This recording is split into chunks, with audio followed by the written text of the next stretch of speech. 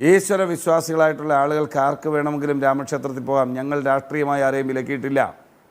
രാമനെ ദൈവമാണ് എന്ന് പറഞ്ഞ് ഏതെങ്കിലും ഒരു വ്യക്തിയോ ഏതെങ്കിലും ഒരു നേതാവോ ഒരു ഫേസ്ബുക്കിലോ അല്ലെങ്കിൽ ട്വിറ്ററിലോ ഇൻസ്റ്റാഗ്രാമിലോ അതല്ലാതെ അവരുടെ വ്യക്തിപരമായ രീതിയിലോ അഭിപ്രായ പ്രകടനത്തിന് പാർട്ടി വിലക്കിയിട്ടില്ല.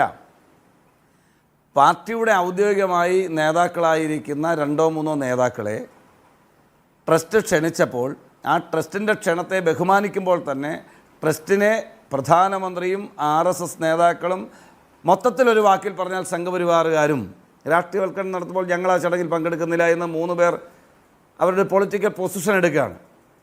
അതുകൊണ്ട് വേറൊരാൾ ശ്രീരാമ ജയം പറയാൻ പാടില്ല, അല്ലെങ്കിൽ ശ്രീരാമ ക്ഷേത്രത്തിൽ പോകാൻ പാടില്ല എന്ന് കോൺഗ്രസ് പാർട്ടിക്ക് പൊളിറ്റിക്കൽ നിലപാടില്ല. അതാണ് ഞാൻ പറഞ്ഞതിനർത്ഥം. മനസ്സിലായല്ലോ?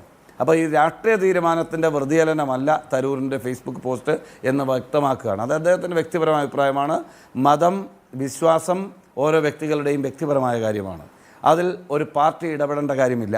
മാത്രമല്ല, ഈ രാജ്യത്തിൻ്റെ ചരിത്രത്തിൽ ഒരു ക്ഷേത്രവും ഒരു രാഷ്ട്രീയ നേതാവുമല്ല അവിടെ പ്രതിഷ്ഠാകർമ്മമോ പ്രാണപ്രതിഷ്ഠയോ ഒക്കെ നിർവഹിക്കുന്നത്. അതിനൊക്കെ ആത്മീയാചാര്യന്മാരുണ്ടെന്നേ. ഇപ്പോൾ നടക്കുന്ന ഈ പ്രഹസനം ദൈവികമെന്ന് കരുതുന്ന മഹത്തായ രാമസങ്കല്പത്തെ പോലും അപമാനിക്കുന്ന നടപടിയാണ് പ്രധാനമന്ത്രിയുടെയും ഭരണകൂടത്തിൻ്റെയും നേതൃത്വത്തിൽ നടന്നുകൊണ്ടിരിക്കുന്നത്. എന്നാലോചിച്ച് നോക്കിയേ, ഒരു ജനത അവരുടെ ആത്മീയതയുടെ അങ്ങ് പറയുന്നത് പാർട്ടിയുടെ നിലപാട് അങ്ങ് വിശദീകരിച്ചു കഴിഞ്ഞു. പക്ഷേ നാലാംകിട പാർട്ടിയുടെ കർണാടകയിലെ മന്ത്രി, കർണാടകയിലെ PCC അധ്യക്ഷൻ DK ശിവകുമാറിന്റെ ഒരു ട്വീറ്റ് ഇങ്ങനെയാണ്: best wishes for the inauguration of Shrirama Mandir in Ayodhya. ഇന്ന് 12 മണിക്കൂർ വിട്ടതാണ്. അതായത് ആ ഉദ്ഘാടനത്തെ പറ്റിയാണ് അങ്ങ് പറഞ്ഞത്. അത് രാഷ്ട്രീയ പരിപാടിയാണ്. ആ ഉദ്ഘാടനത്തെ പറ്റിയാണ് പറഞ്ഞത്. ആത്മീയാചാര്യന്മാരെ മാറ്റി നിർത്തി രാഷ്ട്രീയം കളിക്കുകയാണ് BJP. അതിന് ആശംസ അർപ്പിക്കുകയാണ് DK.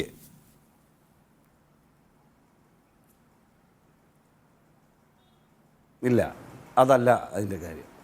രാമക്ഷേത്രം നിയമത്തിന് വിധേയമായി നിർമ്മിക്കപ്പെടുന്നു. അവിടെ പ്രാണപ്രതിഷ്ഠ നടക്കുന്നു. ആ പ്രാണപ്രതിഷ്ഠയ്ക്ക് ആശംസകൾ ആരെങ്കിലും നേരുന്നു എന്നതൊരിക്കലും ഒരു തെറ്റല്ല. വീണ്ടും ഞാൻ ക്ലാരിറ്റി വരുത്തി തന്നെ പറയുകയാണ്, അതൊരു തെറ്റല്ല. പക്ഷേ അവിടെ നടക്കുന്ന രാഷ്ട്രീയ മാമാങ്കം അത് ട്രസ്റ്റും ഗവൺമെൻറ്റോ അല്ലെങ്കിൽ സംഘപരിവാർ സംഘടനകളോ ചേർന്ന് നടത്തുന്ന ചൂതാട്ടം, രാഷ്ട്രീയ ചൂതാട്ടം എന്ന് വിശേഷിപ്പിക്കുന്നതിനെ ഞങ്ങൾ വിമർശിക്കുന്നു. രാമക്ഷേത്രത്തെ, അതിൻ്റെ പ്രവർത്തനത്തെ ആശംസിക്കുന്നതിന് എന്താ കുഴപ്പം? അതും BJPയുടെ അജണ്ടയും BJPയുടെ രാഷ്ട്രീയ പ്രചരണവും രാഷ്ട്രീയ നാടകങ്ങളും രണ്ടാണ്. അതിനെ രണ്ടായിട്ട് കാണുക. ഇതിനു മുമ്പ് നമ്മളൊന്നിച്ച് ചർച്ചയ്ക്ക് ഇരുന്നിട്ടുണ്ടല്ലോ. ഞാൻ ആ ചർച്ചയിലും പറഞ്ഞല്ലോ. ഞാൻ ആ ചർച്ചയിൽ പറഞ്ഞത് വീണ്ടും ആവർത്തിക്കേണ്ട കാര്യമില്ലല്ലോ. ഞാനൊരു രാമഭക്തനാണ്. രാമനാമം ജപിച്ച് വളർന്നൊരു വീട്ടിൽ ജനിച്ച ഒരാളാണ്. ബാബറി മസ്ജിദ് എന്നോ രാമജന്മഭൂമി എന്നോ തിരിച്ചറിവില്ലാത്ത പ്രായത്തിൽ തന്നെ ഞാൻ രാമനെ എൻ്റെ കുടുംബത്തിൻ്റെ പാരമ്പര്യം അനുസരിച്ച് പ്രാർത്ഥിക്കുന്ന ഒരാളാണ്. ആ രാമനൊരു ക്ഷേത്രം ഉയരുന്നു. ആ ക്ഷേത്രം അവിടെ പ്രാണപ്രതിഷ്ഠ നടക്കുന്നു. നല്ല കാര്യം, നടക്കട്ടെ.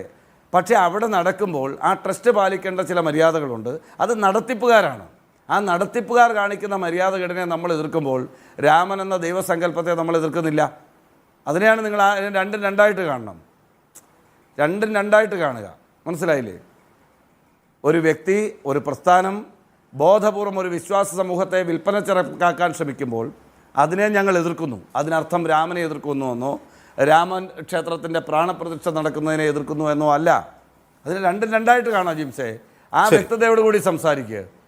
കോൺഗ്രസിന് ഈ കാര്യത്തിൽ ക്ലിയർ ആയിട്ടുള്ള നിലപാടുണ്ട്. ആ നിലപാട് മതം, വിശ്വാസം ഓരോരുത്തരുടെയും വ്യക്തിപരമായ കാര്യമാണ്.